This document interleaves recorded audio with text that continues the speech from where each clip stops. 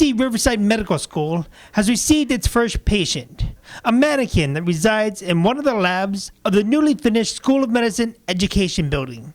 This mannequin, though, is no dummy.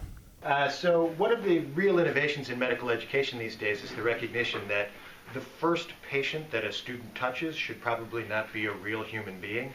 There are a lot of technical skills and motor skills that they should learn and master before they touch their first real patient. So one of the hallmarks of our educational process are these simulators, in essence, much like a pilot would use, but rather than an airplane, it's a simulated patient.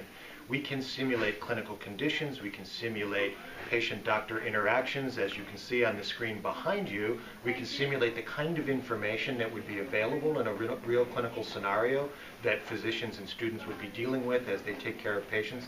And because they're programmable and actually manageable by the Wizard of Oz behind the magic screen, we can actually have a dynamic clinical experience that responds actively. So if the students make a decision and that decision is in error, they will immediately see the results of that, and if that decision is an excellent clinical decision, they'll see the physiologic response of the student, of the simulated patient to that decision. It gives the students the opportunity to learn, to make mistakes in a very low-risk environment, to correct those mistakes, and to identify how to do better in the future. And all of that is before they touch their first real patient, for whom the consequences would potentially be far more significant. The simulated patient and the building it resides in is among the final touches for the campus's medical school, which will accept its first class of 50 students next fall.